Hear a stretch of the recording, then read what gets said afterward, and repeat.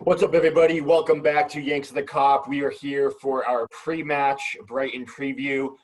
As always, joined by my main lads, Mahomie, and Andrew is back from his sabbatical. And today we are joined by a very special guest. We wanted to bring on a Brighton fan to give you the lowdown on everything Brighton so we know exactly what to anticipate for tomorrow. You can find him on Twitter at TimJones15. Tim, thanks so much for joining us, man. How are you? Thanks for inviting me. Yeah, I'm very well. Thanks very much. Looking forward to playing the champions tomorrow. Should be a good one. Like we said before we kicked off, Andrew and I had Brighton circled as a team that could make a big jump this year. You had a couple of good signings, especially former Liverpool player Adam Lallana. And I think you guys are poised for a big second half. But let's get right into it, Tim. Kind of give us the lowdown on Brighton's season so far and like your overall form of the team going into this game. Yeah, 9 games in, it's been a mix. You can separate it into 3, the good, the unlucky, and the ugly. I mean, the good, we've dispatched Newcastle with ease, 3-0, second game of the season, and things were really, really looking up. From the second game of the season to the 9th, we didn't pick up another win, and we did very well to beat Villa last weekend. I think we really deserved that. But in between, I think we've been very, very unlucky against United. We absolutely battered them, hit the post, the bar, more than hit the post, the bar. We hit the post a couple of times, equalised in the last minute, only to find United given a penalty after the final whistle, thanks to VAR. And Palace, our bitter rivals, we absolutely battered them. They were given a very soft penalty that VAR allowed. And Spurs, I felt we played very well. And we unlucky. We've shown so much promise from last season. I've had a couple of bad games, Burnley and West Brom, but I'm thinking they're just 2 teams that are very difficult to play against. They drag you down to their level. They grind you out. So overall, 9 points from 9 games. We're doing what we've done in the previous 3 seasons. We're picking up a point a game, however it happens. But I just feel, as an overall view, we've played much better attractive football. We're creating far greater chances, maybe leaking a few, but Danny Welbeck could be an answer in terms of we need to stick the ball in the back of the net. And if we can click on that front, then, Christ, top 10 finish would be great. I just would prefer to be above 15th and below. No, I definitely hear that. And you mentioned, you brought up Danny Welbeck there, and obviously you guys made a number of signings, Danny Welbeck, Adam Lallana, and then even, you guys brought in Tariq Lamptey, pretty recently as well. What is, how are those new signings doing? And as you said, Brighton's style of play has kind of changed recently. So, kind of give us some more insight on that and how you guys like to play now. Well, the style of play has completely changed under Graham Potter. Chris Hughton, he knew how to get results, and it was a big decision by our chairman to get rid of him because he'd kept us up. Very next day, he was replaced. Eyebrows were raised all over. But Graham Potter was brought in, and he's got a different philosophy of playing football. He's very attractive, quick, pacey, going from defence to attack. And he's not afraid to tinker. He's given youth a chance. The average age of our team has come down dramatically, and he has made some great signings. You referenced there Tariq Lamptey, who sadly we're not going to see this weekend because of the second yellow card he picked up against Villa last weekend. But the ethos, Graham Potter saw something in him. He came to us hungry for first team football. He could have stayed on the gravy train at Chelsea. He chose to come to Brighton for first team football, and what a difference he's made. Adam Lallana, when we signed Adam Lallana, the fans forums just went into meltdown. We're getting an ex-England international, a European Cup winner, a league title winner, a perennial winner.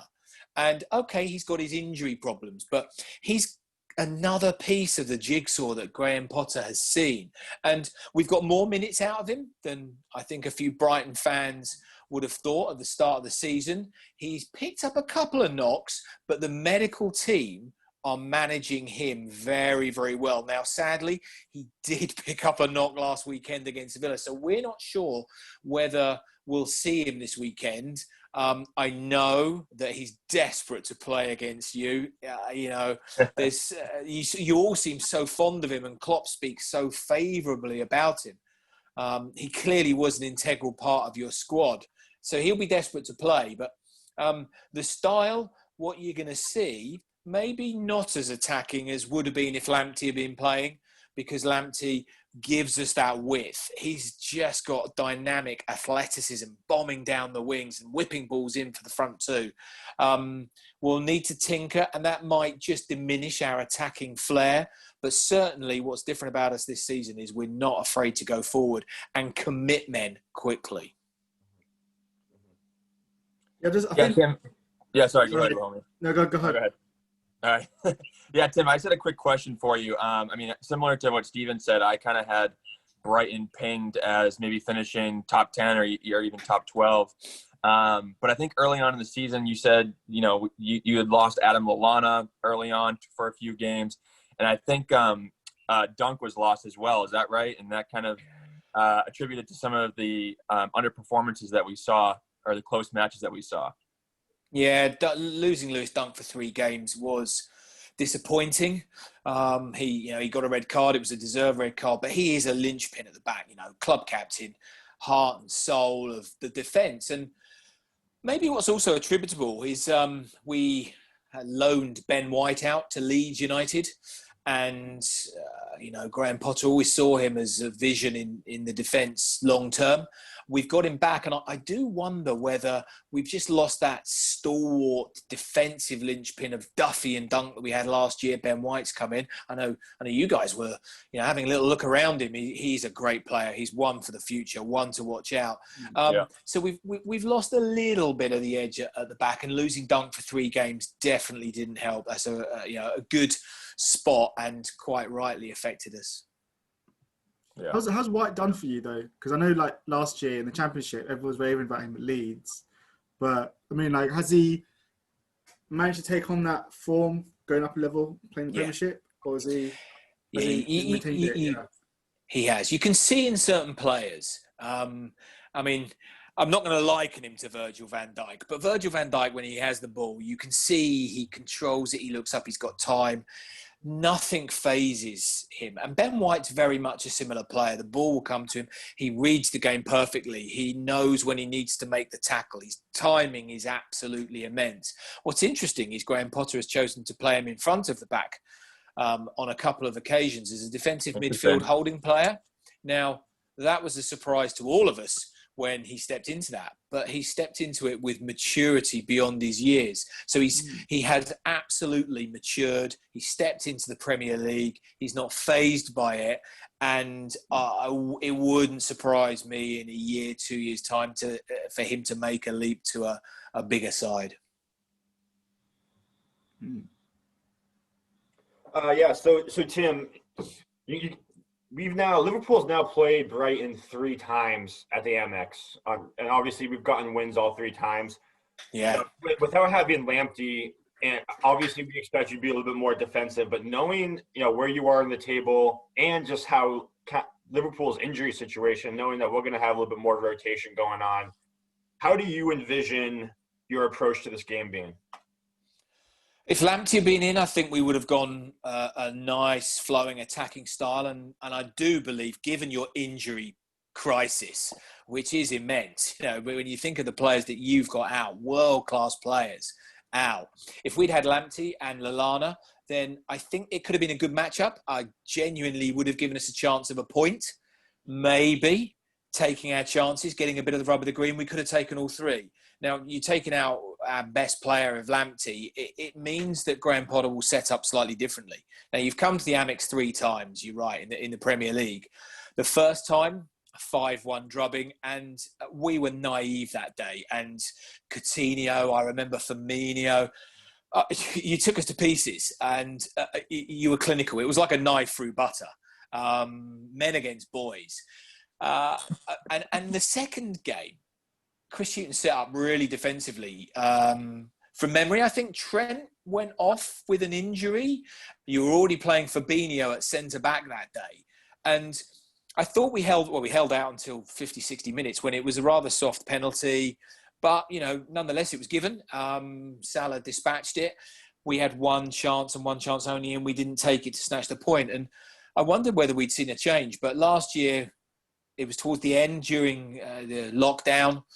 And Graham Potter, he said after the game, we didn't start well. And we gave you a very early 2-goal lead. You cannot give the champions of England, outgoing champions of Europe, a 2-goal head start and expect to come back for it. But we did come back. Trossard pulled one back. And we had a couple of opportunities to equalise. But again, it was the class that showed. Salah pulled the trigger, 3-1, game over. Now, our home form is poor. We've only won one game at home in 2020. Now, when you take stats like that, I think that Graham Potter will go, I'm not going to say all out defensively, but he'll set up not to lose. He will set up with more of a defensive lineup. So we've got 5 absolutely class centre-backs at the club, and I can see him using 3 and maybe Ben White stepping forward into a holding defensive midfielder. So I don't know that it's going to be the exciting goal fest that we've had of 2 of the 3 times that you've come and played us.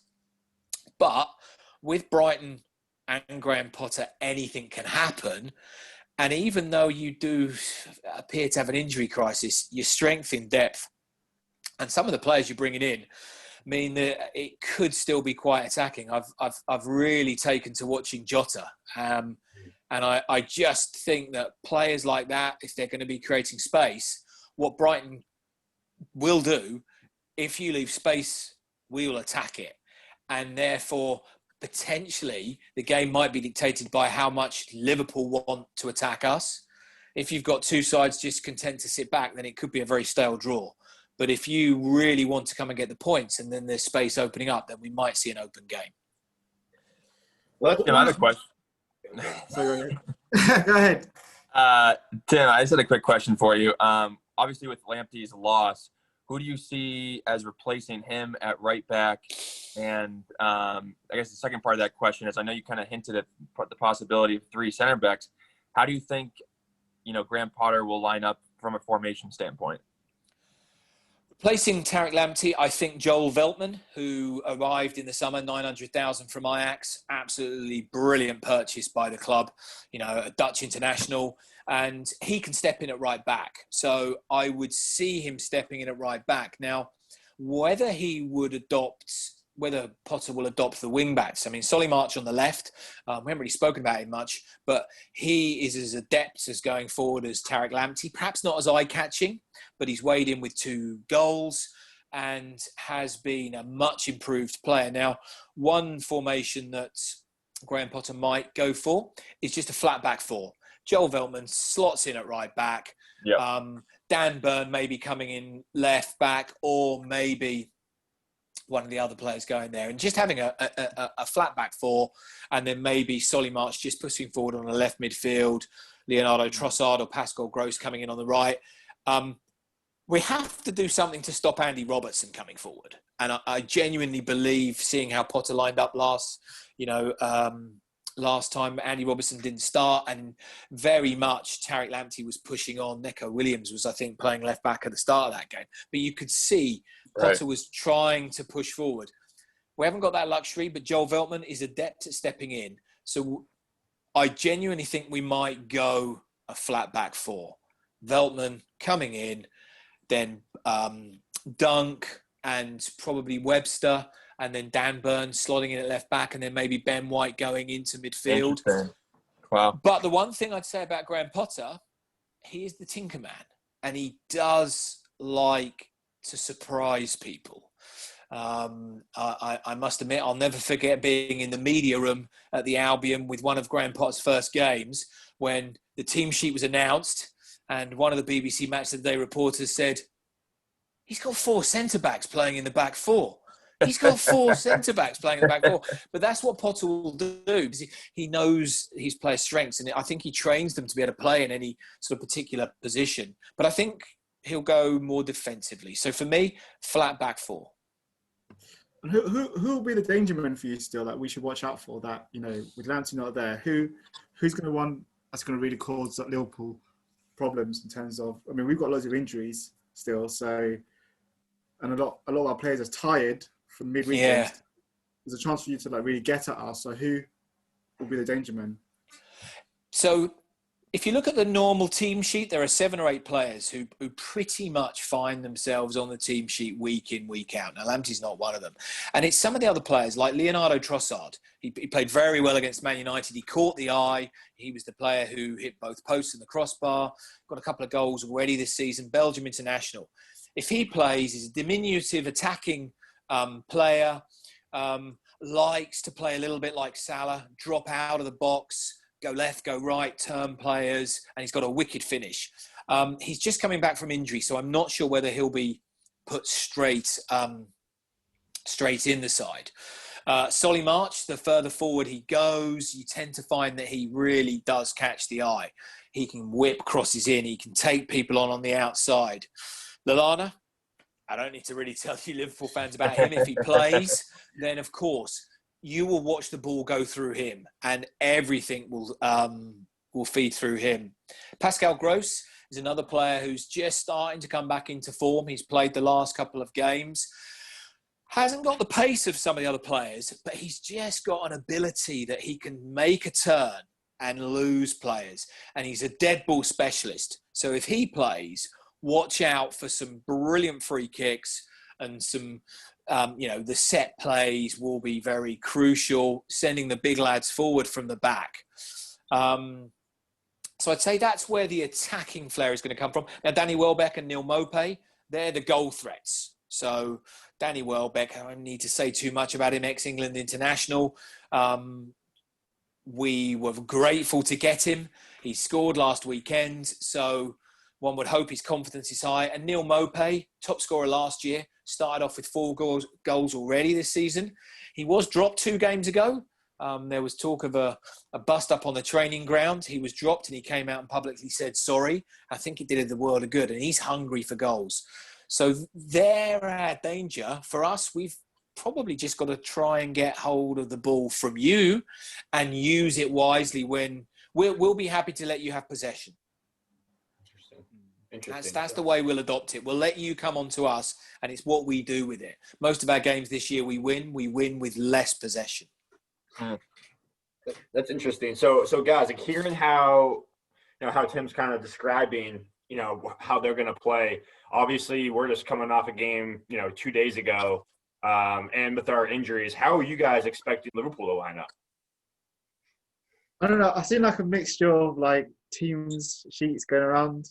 There's going to be changes again, I've heard, but then I also heard from someone else who reckons that we're going to play how we played against Man City with all 4 forwards starting and then Junior and Hendo as a 2.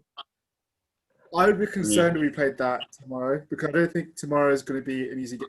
Tomorrow's going to be an easy game at all. I think Brighton going to be up for it. They're more refreshed, and I feel that because of we're basically lost legs in terms of players, and I think playing Ginny, he looked knackered against Atalanta. To play him again tomorrow, I don't think he's got the energy from to do that. So I think it's a mistake if he starts tomorrow. So I'm not really sure where Klopp's going to go with it, because I think he's put a lot of thought into Brighton game. He wants to get a win from that one, especially because of Tottenham City playing this weekend. So his priorities are in that. And so I think he's going to go all out for this and be quite attacking. So it wouldn't surprise me if he does play all 4 of them. And even though it didn't really work in City, I think he will think that all 4 of them should have enough to cause Brighton problems.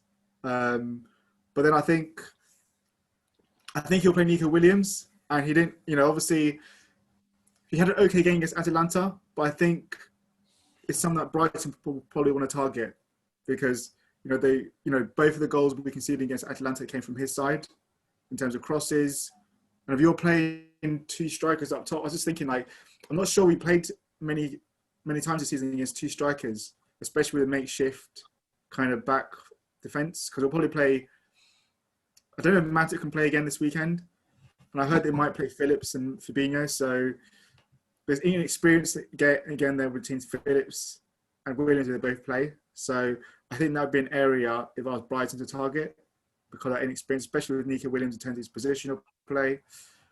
So I think it's going to be a tough game, especially because it's an early kickoff, and that's the one thing we didn't want that Klopp was complaining about. So, to be honest, I just want to win. I don't really care about the score as long as he can away 3 points. That's the main concern right now for me. Yeah, I think that, I agree with a lot of what Homie was saying, but I think it's really going to come down to the lineup that is really going to come down to the availability of Jordan Henderson. I think that if he is able to play, we could see a midfield of Jordan Henderson, James Milner, and Curtis Jones, just because Gini, like what Homie said, is just absolutely exhausted. He needs a rest. Same thing goes for Sadio Mane. He needs a rest as well.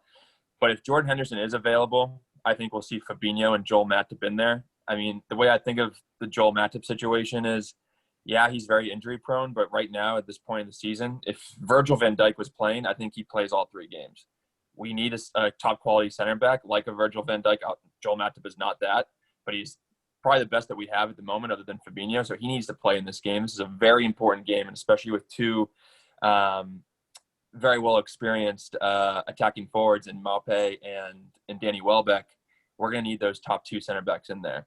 If Jordan Henderson is not available, I think Fabinho slides into that midfield and Nat Phillips has to play. Where he would obviously line up on the left side, I think, with Robertson, and Joel Matip would be playing with Nico Williams on the right. So if that's the case, if Henderson's not available and Fabinho has to go into the midfield, I am very, very worried about that back line against this Brighton side. This Brighton side's top quality. They've always brought it against the best teams, and Liverpool aren't going to be any different, especially with a young, weakened back four. Hey, what are your thoughts on that? I mean, do you see, who are some guys in the Liverpool lineup? You brought up Robertson already and a guy like Jota, but, who concerns you on the Liverpool squad? And, with our injuries, do you see the same thing that Andrew see with a lot of, potential opportunity for you guys to get a couple of goals? Yeah, I mean, certainly there are, I don't want to use the word weaker players, but, the reserve players that Liverpool have are coming in and filling the spots that first-class international seasoned pros you are out with injury. Jordan Henderson would be a massive plus. I think that there's one player that we don't want to see on the team sheet, Jordan Henderson. He brings so much experience. Now, he'll be fresh. Okay, maybe first game back. Does take a little bit of a while to get back into it, but he's just such a quality player. I think I'd probably prefer Fabinho not to be playing at the back, but I just think that he's such a classy player wherever he plays. And what really surprised me about yourselves on Wednesday night was that Klopp did field a weakened team at the outset. I fully expected him to field a fully strength side, get the job done, then take the players off and rest them. Thank you. That's what I've been saying. But it makes sense. You go out and get the job done.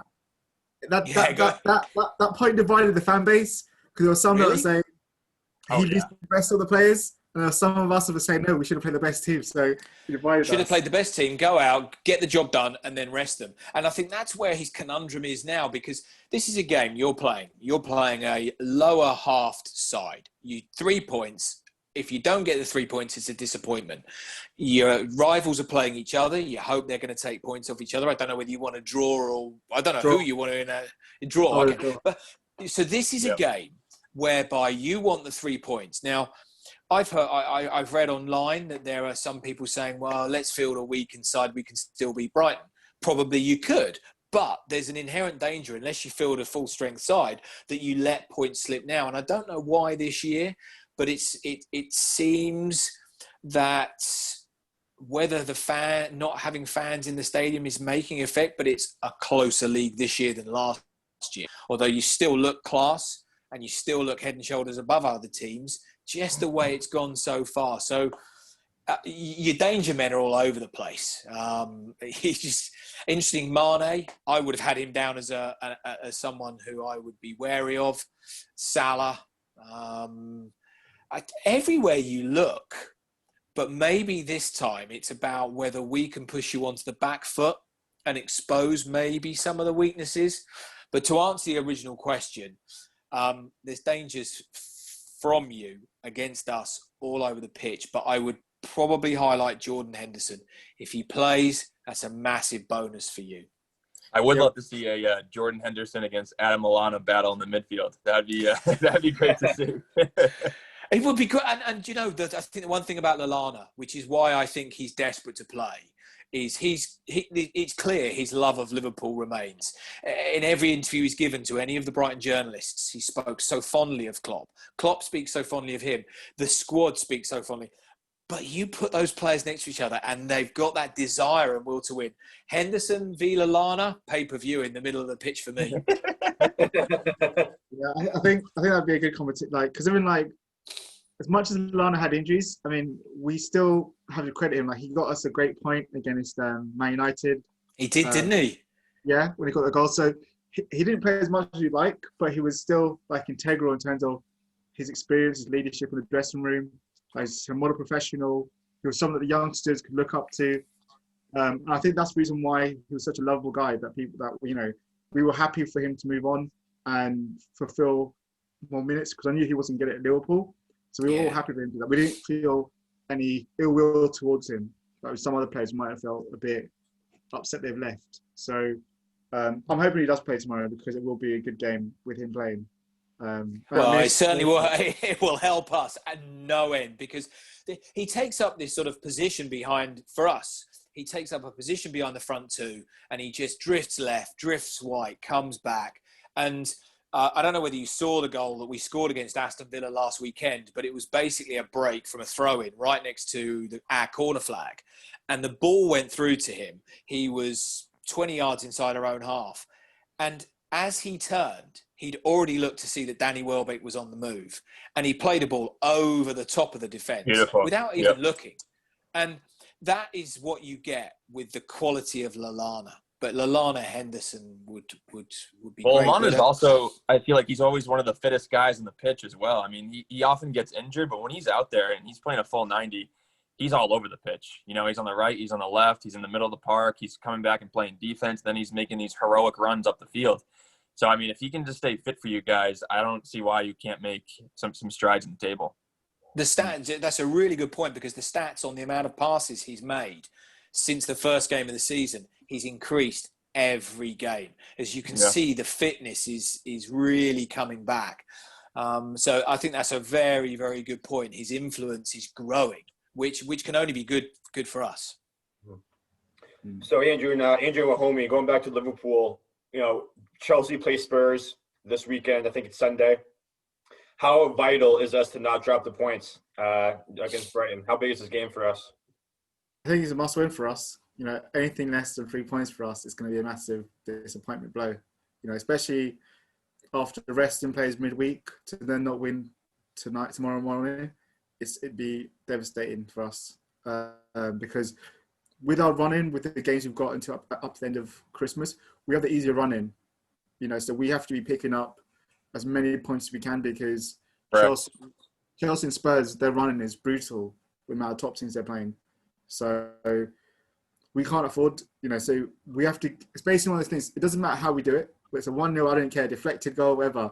We have to get the 3 points, you know, and we're ravaged by injuries and it's really hard right now, but you have to get the 3 points as end as we can and then just get, then to move on to the next game because the games are coming fast and rapid right now. There's not much rest time. So it's just about getting those 3 points. Yeah, I mean, if I'm a Brighton fan, I'm licking my chops here just because I think this is probably the best time that they're going to get to play Liverpool just because we have so many injuries and with our recent loss against Atalanta. I really wish I was part of that episode, by the way. I had a lot to say, so I'm actually really upset that I missed it. But I actually agree with you 100%, Mahomie. But no, this game is absolutely massive. I think every game in the Premier League is going to be, especially with this type of season that we're in. And it seems like the standings are very, very close. So if Spurs and Chelsea can draw, I think I would love to see that go. And then, you know, obviously if we can get a win, that'd be fantastic. The main thing here is just no injuries at all. If we can avoid it, try to get an early 2-0 lead if we can. Make some substitutions, you know, get Milner off, get Henderson off, get those guys off and get them rested and ready to go against Ajax on Tuesday. Completely agree. So let's get into it. Scoreline predictions. Andrew, why don't you kick us off? What do you think the final scoreline will be? I think Brighton's going to score one. I think I'm going to go 2-1 Liverpool. That's the classic Liverpool scoreline, 2-1. All right, Tim, what do you got for us? I do think we'll score. We've set a record for the amount of games we've actually scored in this so far this year in the Premier League compared to other ones. I'm going for a 1-1. I'm just hoping that we can hold you guys. I know it's going to be a tough one. It's a cup final to us. Playing the best teams in the land are cup finals to us, but I'm predicting 1-1. All right, homie. Before Adam said it, I was going to say 2-1. But I do think Brighton will score because of the experience of Nico Williams. I think they will target him down that side. And I think it's going to be one of those games where we're not going to have a fast start because of the early kickoff. And I think it's going to be one of those hard games where we have to grind it out. And that's why I'm going 2-1. Okay. So I agree with you. It's going to be a hard-fought game. I agree, again, that we're going to start slow tomorrow because it's that early start. I have a feeling it's just going to be one of those 0-0 draws up until like the 80th minute. So I'm going to go 1-0 Liverpool. I don't know who's going to get it, but this is going to be a really scrappy game. I think Brighton's going to come out with a point to prove, and 3 points for Brighton would do so much for their season going forward. They're going to want it. They smell blood, especially with all the Liverpool injuries. And, Graham Potter's press conference today really was really praising Liverpool, playing that side of the game. So I fully expect them to come out. And especially if Lallana plays, he's going to have those guys motivated on Brighton to want to play for him and go out and get a point against Liverpool. But overall, I just think our quality in the end will be a little bit too much. So I'm going to go 1-0 Liverpool, get the 3 points. But that pretty much wraps up this episode. But Tim, thanks so much for joining us. This was awesome, and we really appreciate your insight on everything Brighton. That was great. Hey, thanks very much for asking me on. And we'll clearly be bitter rivals tomorrow. But thanks for having me on, and I wish you the best for the rest of the season as well. Thank you. Yeah, you as well. You'll have to come back on for the next match. Yeah, exactly. Yeah, it'd be good to catch up with you again when we come back for the return fixture. Definitely. Yeah, we'll be in touch. We'll definitely have you back on for that. But for all the listeners out there, thanks again for tuning in. Go ahead and hit that like and subscribe button.